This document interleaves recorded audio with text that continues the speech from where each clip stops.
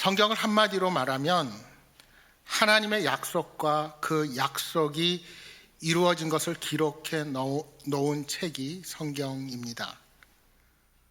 그래서 구약 신학자 오스카 쿨만은 성경의 단어를 두 단어로 요약할 수 있다고 했습니다. 하나가 약속이고 다른 하나가 성취입니다. 성경 내용의 핵심 중에 하나는 메시아의 강림 사건입니다. 그래서 구약은 오실 메시아에 대한 약속이 중심 내용을 이루고 있고, 신약 말씀은 오신 메시아에 대한 증언, 즉 메시아의 예언에 대한 성취가 그 중심 내용을 이루고 있습니다. 실제로 구약 성경에는 세울 수 없이 많은 부분에서 메시아가 이 땅에 오실 것을 우리에게 약속하고 있습니다. 그리고 신약 성경에서도 마찬가지로 세울 수 없는 부분에서 구약의 약속이 이루어진 사실에 대해서 우리에게 확인해 주고 있습니다. 오늘 본문 말씀은 구약의 그 많은 메시아에 관한 예언 중에 하나입니다. 이 예언은 메시아의 성탄에 관해 가장 직접적으로 예언하고 있는 구절 중에 하나입니다. 오늘 본문 2절의 말씀을 보시면 이렇게 말씀하고 있습니다. 베들레헴 에브라다야, 너는 유다 족속 중에 작을지라도 이스라엘을 다스릴 자가 내게서 내게로 나올 것이라. 그의 근본은 상고의 영혼에 있느니라. 메시아가 태어날 장소를 언급하는 예언입니다. 여기서 에브라다는 베들레헴의 옛 이름입니다. 이 예언대로 예수님은 베들레헴에서 탄생하셨습니다. 나사렛에 살던 요셉과 마리아는 호적을 정리하기 위해 고향 베들레헴으로 가지 않을 수 없었습니다. 그래서 본의 아니게 베들레헴에서 아기 예수님을 낳게 된 것입니다. 참으로 놀라운 일이 아닐 수 없었습니다.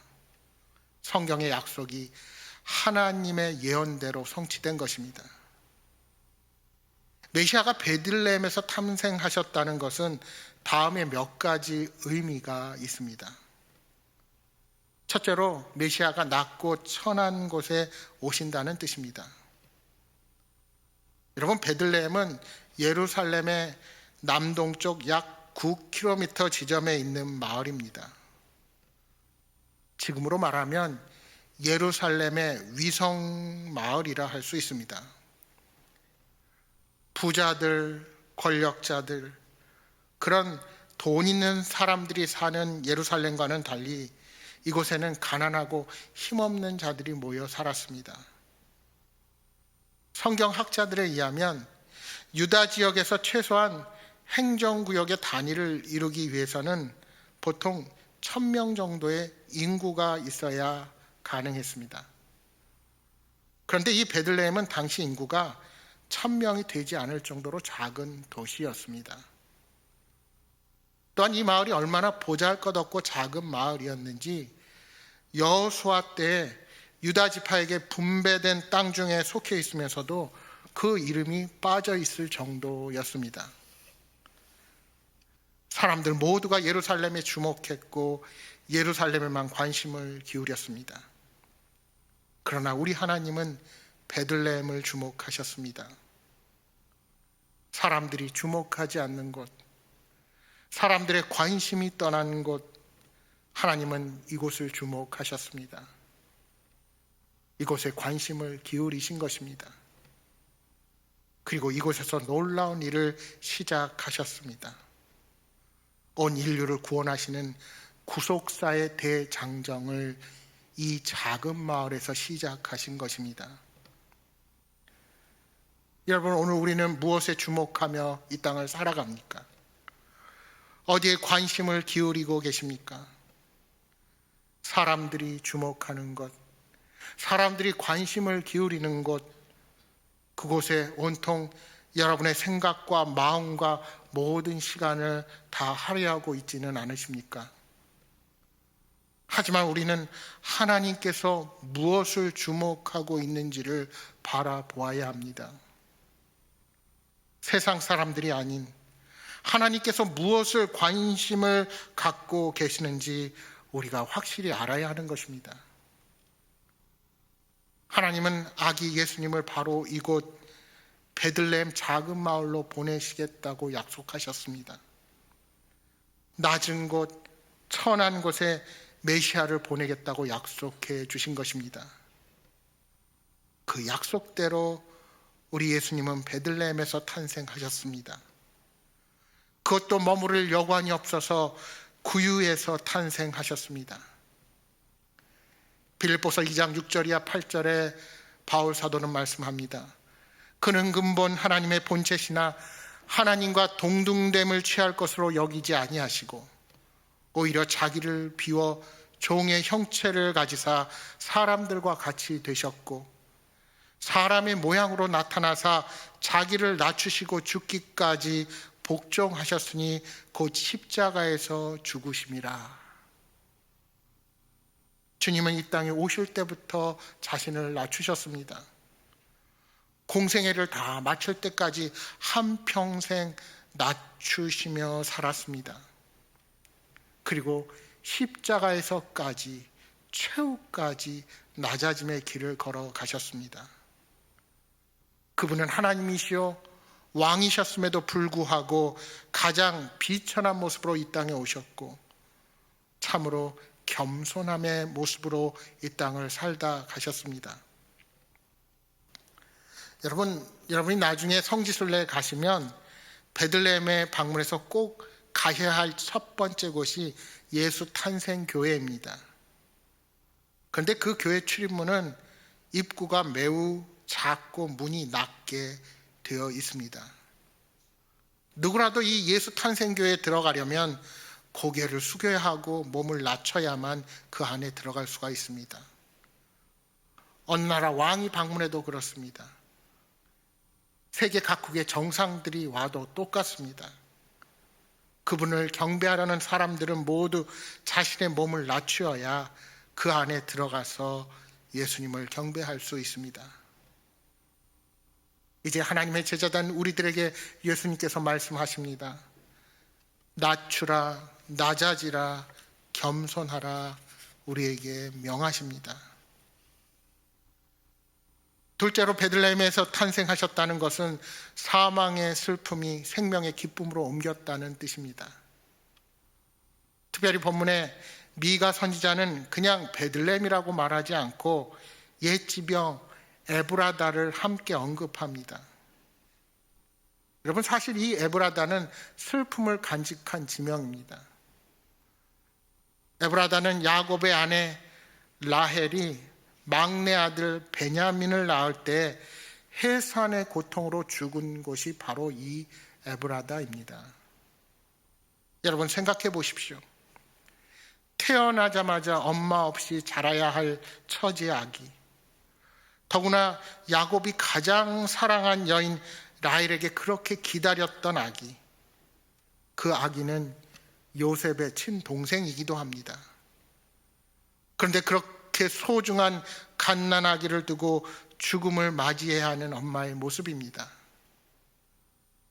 그리하여 이후 에브라다는 이스라엘 백성에게 슬픔을 상징하는 곳이 되었습니다. 그런데 이러한 에브라다에서 인류를 구원하실 메시아가 나시게 된다는 것입니다. 죽음으로 슬퍼하던 통곡의 땅 에브라다가 이제 새 생명, 그것도 영원한 생명을 우리에게 허락하실 메시아께서 오시는 복의 땅으로 변화하게 되는 것입니다. 에브라다는 더 이상 죽음과 슬픔의 땅이 아닙니다. 메시아가 오심으로 그 땅은 죽음에서 생명의 기쁨으로 바뀌게 됩니다. 이렇게 메시아, 곧 그리스도 예수님이 있는 곳에는 놀라운 변화의 역사, 생명과 소망의 역사가 일어난다는 사실을 기억하시기 바랍니다. 사랑하는 여러분, 그리스도의 복음이 들어가는 곳마다 하나님의 복이 임합니다. 저주와 어둠의 땅에서 주님의 복음이 임하면 그리스도의 의와 빛으로 충만하게 채워지게 될 것입니다. 실로 예수 그리스도를 구주로 영접한 자들에게는 슬픔의 에브라다가 기쁨의 베들레헴으로, 죽음의 땅이 생명을 가져다주는 복의 땅으로 변화되는 것을 경험하게 될 것입니다. 그리스도 예수님은 에브라다를 베들레헴으로, 사망을 생명으로, 슬픔을 기쁨으로, 저주를 복으로 바꾸기 위해 오신 분임을 기억하시기 바랍니다. 셋째로, 베들레헴에서 탄생하셨다는 것은 우리에게 풍성한 생명을 주기 위함이었습니다. 여러분, 베들레헴이라는 말은 떡의 집이라는 뜻입니다. 이 말을 영적으로 해석해 보면 하나님께서 메시아를 보내셔서 우리를 영적으로 먹이셨다는 겁니다. 이 약속대로 우리 예수님께서는 메시아로 이 땅에 오셔서 우리를 먹여주셨습니다. 요한복음 6장 48절이야 51절에 우리 주님께서 말씀하십니다. 내가 곧 생명의 떡이라. 너희 조상들은 광야에서 만나를 먹었어도 죽었거니와 이는 하늘에서 내려오는 떡이니 사람으로 하여금 먹고 죽지 아니하게 하는 것이니라. 나는 하늘에서 내려온 살아있는 떡이니 사람이 이 떡을 먹으면 영생하리라. 내가 줄 떡은 곧 세상의 생명을 위한 내 살이니라 하시니라. 여러분, 예수님께서 주신 이 떡은 한 번 먹으면 영생을 누리게 되는 신비한 떡입니다. 이 세상에는 돈 주고 값비싼 보화로도 살 수 없는, 이 땅에서는 구경할 수도 없는 떡입니다. 주님은 이 떡을 주시기 위해 떡의 집 베들레헴에 오셨습니다. 우리가 예수 그리스도를 믿으면 이 영생의 떡을 먹게 됩니다. 여러분, 세상의 떡은 아무리 먹어도 결국은 죽습니다. 그래서 우리의 인생의 길은 아무리 애를 써도 100년 남짓 살아갑니다. 따라서 사람이 영원히 살기 위해서는 반드시 하늘에서 내린 떡을 먹어야 합니다. 이 떡을 먹으면 죽어도 결국은 살게 됩니다. 신명기 8장 3절 말씀에 모세를 통하여 하나님께서 이렇게 말씀하십니다. 너를 낮추시며 너를 줄이게 하시며 또 너도 알지 못하며 내 조상들도 알지 못하던 만나를 내게 먹이신 것은 사람이 떡으로만 사는 것이 아니요 여호와의 입에서 나오는 모든 말씀으로 사는 줄을 내가 알게 하려 하심이라. 그렇습니다. 우리가 아무리 애를 쓰고 발버둥을 치며 이 땅을 살려고 해도 하나님께서 우리의 삶을 책임지셔야 우리는 이 땅을 살아갈 수 있습니다. 또한 우리는 그분의 말씀에 순종하며 이 땅을 살아가야 합니다. 우리 주님께서는 공생애를 시작하시기 전에 40일간 광야에서 마귀의 시험을 받으셨습니다. 마귀는 내가 하나님의 아들이여든 이 돌들로 떡덩이가 되게 하라고 말했지만 우리 주님께서는 바로 이 신명기 8장 3절의 말씀을 인용하시며 사람이 떡으로만 살 것이 아니요 하나님의 말씀으로 살 것이라 말씀하셨습니다. 그 생명의 떡이 말씀의 성취이신 우리 예수님이시오. 생명의 떡은 그분이 주신 말씀입니다. 그렇습니다. 우리는 세상을 살아가면서 양식을 구합니다. 먹고 마시고 집을 구하고 좋은 옷을 입기 위해, 부를 성취하기 위해 우리들의 삶을 애쓰며 그곳에 다 바치려 합니다. 좋은 음식을 먹고자 우리의 인생의 많은 시간들을 그곳에 허비합니다. 그러나 우리에게 더 소중한 것은 이 생명의 떡을 먹어야 합니다. 이 떡을 먹어야 영원한 생명을 누릴 수가 있습니다. 이 에브라다라는 말에는 풍성한 열매라는 뜻이 담겨 있습니다. 그러니까 이 말을 영적으로 해석해 보면 하나님께서 메시아를 보내셔서 우리로 풍성한 생명을 누리게 하시겠다는 겁니다. 이 약속대로 예수님께서 우리의 메시아로 오셔서 우리의 생명을 풍성하게 하셨습니다. 여러분, 많은 사람들이 한 세상 살면서 지치고 고단한 모습으로 이 땅을 살아갑니다. 마치 긴 가뭄에 시달리는 과실나무와도 같습니다. 잎도 메마르고 열매도 제대로 맺히지 못하며 허덕이며 겨우 생명만 부지하며 살아가는 인생들이 얼마나 많은지 모릅니다. 그 생명이 메말라 있는 것입니다. 그러나 그리스도 예수 안에 있는 사람은 어떠한 환경에 처하더라도 감사하고 기뻐하며 힘차게 살아갈 수가 있습니다. 마치 시냇가에 심은 나무와도 같습니다. 그 잎이 마르지 않고 시절을 쫓아 과실을 맺습니다. 왜요? 주님께서 우리의 생명을 풍성하게 하시기 때문입니다. 주님은 이런 복을 우리에게 주시기 위해 떡의 집 베들레헴으로 오신 것입니다. 이제 본문에 보시면 메시아가 이 땅에 오셔서 하시는 일 두 가지가 예언되고 있습니다. 첫째는 돌보아 주신다는 것입니다. 4절 말씀을 다시 보십시오. 그가 여호와의 능력과 그의 하나님 여호와의 이름의 위엄을 의지하고 서서 목축하니 그들이 거주할 것이라. 이제 그가 창대하여 땅끝까지 미치리라. 본문은 메시아와 그 백성들 사이의 관계를 목자와 양의 관계로 비유해서 말씀합니다. 즉 메시아는 목자이고 그 백성들은 양이라는 겁니다. 그가 여호와의 능력과 그 하나님 여호와의 이름의 위엄을 의지한다라는 말이 무슨 뜻일까요? 이 말씀은 메시아가 능력과 권위를 가지고 그 백성들을 돌볼 것에 관한 예언인 것입니다. 말하자면 메시아가 능력 있는 목자로 오셔서 그 양들을 돌보아 주신다는 겁니다. 그리고 이 약속대로 메시아이신 예수님은 놀라운 능력으로 우리를 인도해 가십니다. 여러분, 주님은 벳사다 들녘에서 물고기 2마리와 떡 5개로 이적을 베푸시며 그 백성들을 먹이셨습니다. 각종 병든 자를 치유하시며 돌보아 주셨습니다. 주님은 놀라운 능력으로 택한 자녀들을 인도해 주시는 것입니다.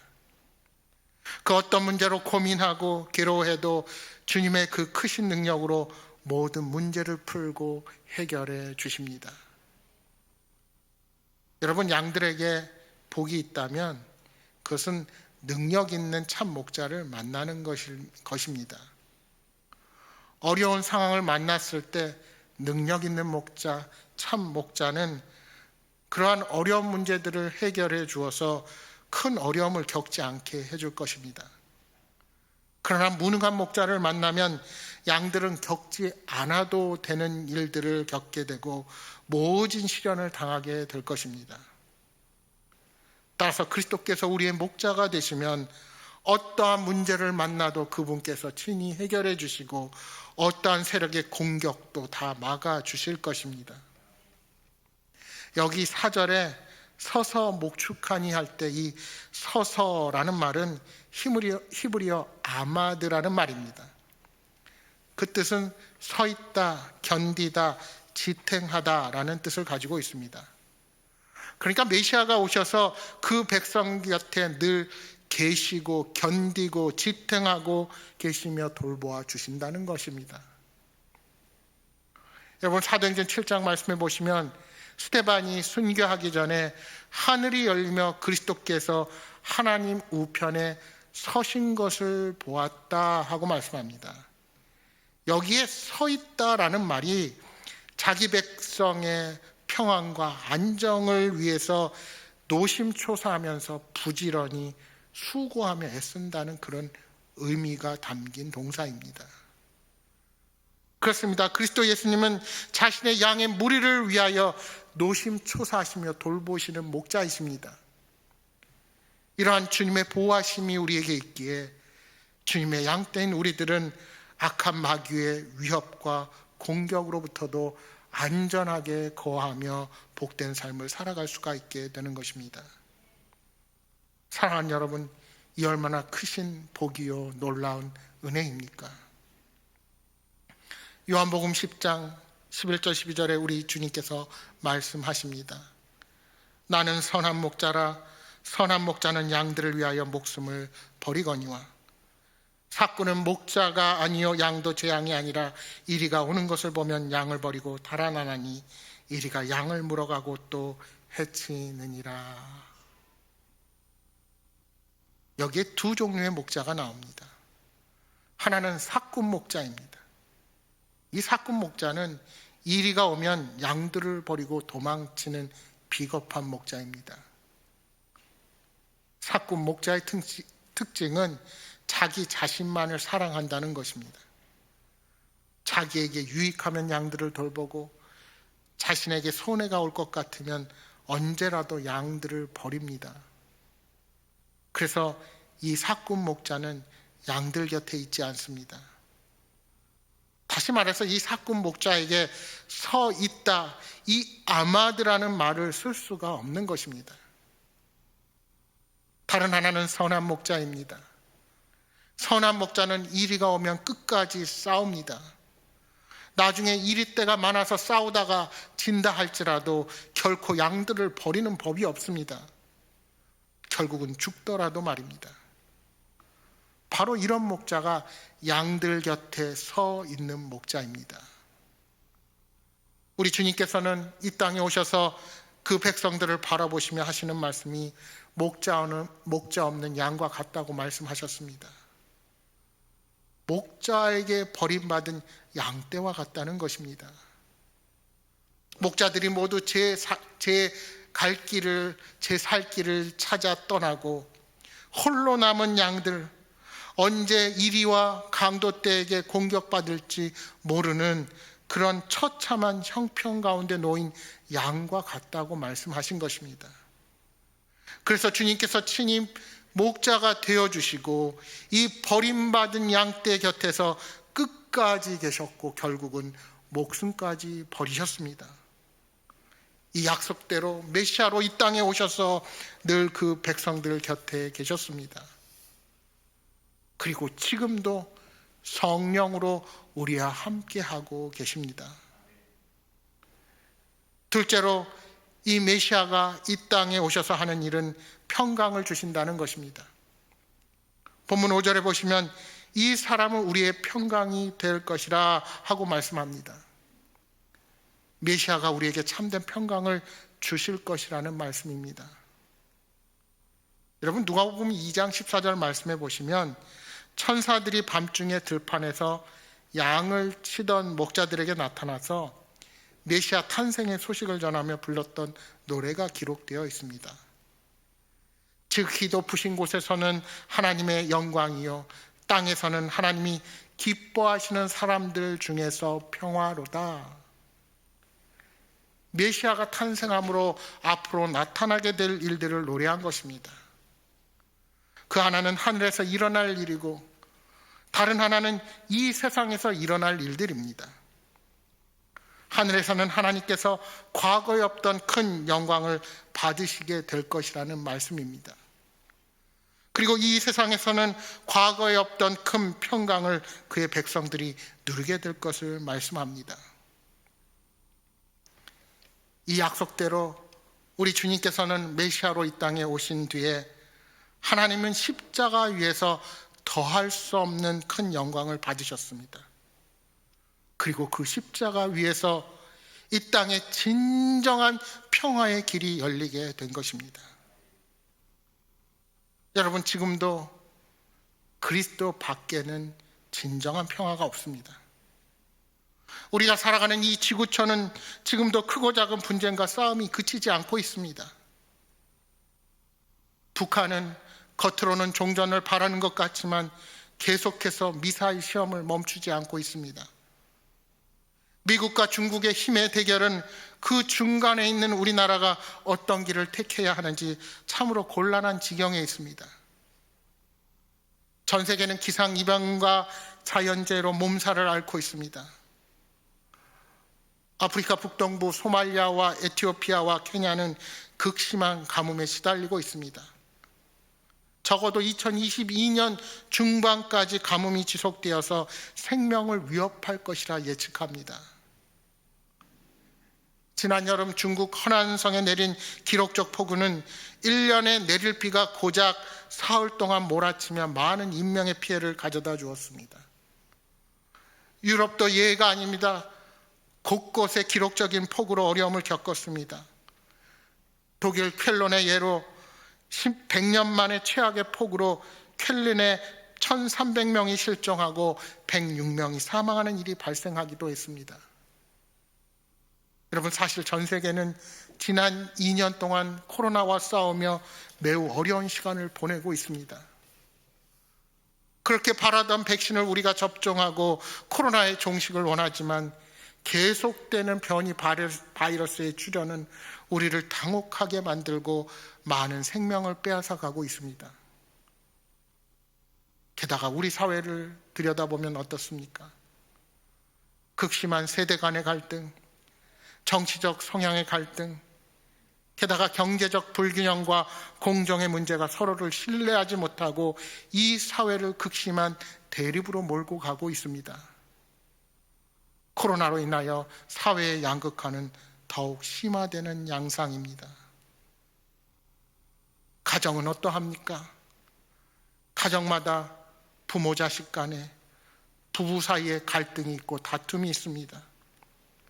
삶의 목표와 의미를 상실한 채로 많은 사람들이 스스로 목숨을 포기하는 안타까운 일들이 매일 벌어지고 있습니다. 이 세상은 그 어디를 쳐다봐도 진정한 평화가 없습니다. 세상을 살면서 우리가 참된 평화를 맛볼 길이 없는 것입니다. 그러나 단 한 곳, 예수 그리스도 안에 진정한 평화가 있습니다. 예수 안에는 회개와 용서가 있습니다. 예수님 안에는 용납과 화해가 있습니다. 예수님 안에서 진정한 하나됨을 이룰 수가 있습니다. 메시아는 이 갈등 많고 다툼 많고 분쟁투성인 우리에게 진정한 평화를 주시려고 이 땅에 오셨습니다. 그래서 우리 심령에 메시아가 오셔야 합니다. 우리 가정에 오셔야 하고, 우리 교회에 오셔야 하고, 우리 사회, 이 조국 대한민국에, 우리 민족 위에 메시아가 오셔야 합니다. 더 나아가서 세계 열방 가운데 메시아가 오셔야 합니다. 그 길만이 이 땅에 진정한 평화가 임하는 길입니다.